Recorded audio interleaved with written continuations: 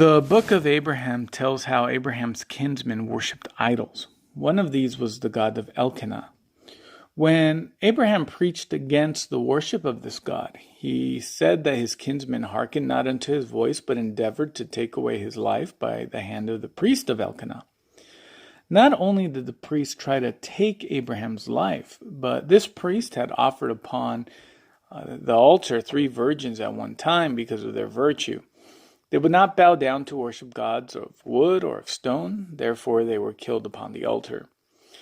Fortunately, the angel of the Lord delivered Abraham out of the priest's hands before he could be sacrificed.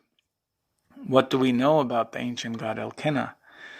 No deity of that name is mentioned in the King James Version of the Holy Bible, but in the last century, archaeologists have unearthed evidence of his worship. Elkenah is very likely the shortened form of the name of the Canaanite god Elkenah, meaning God who created the earth, or God creator of earth. Among the ancient Hittites living in Asia Minor, he was known as Elkenah.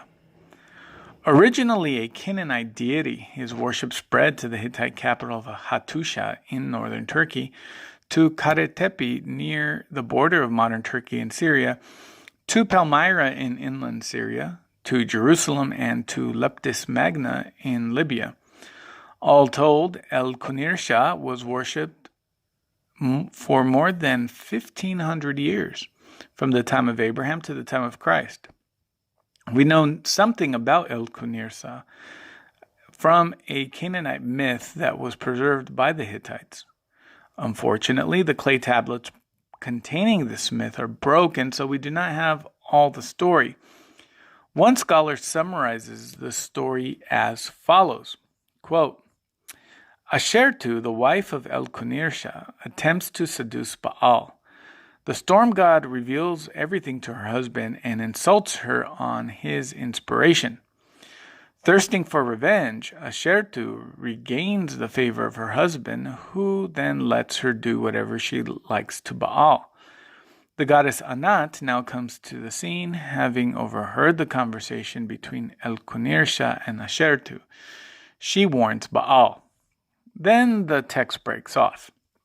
The details of this myth may be unsavory, but it is somewhat reminiscent of the situation described in the book of Abraham.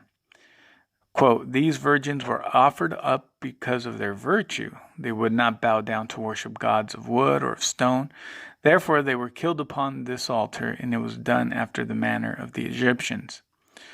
One way of reading this passage is that worshiping the local gods would involve sexual acts in some way.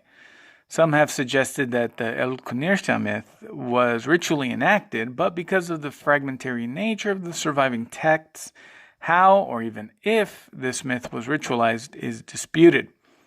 What is clear is that, along with the other deities in the text, the god Elkenah, mentioned in the book of Abraham, has very likely been identified in the ancient world and was featured in a myth involving violence and sexual acts.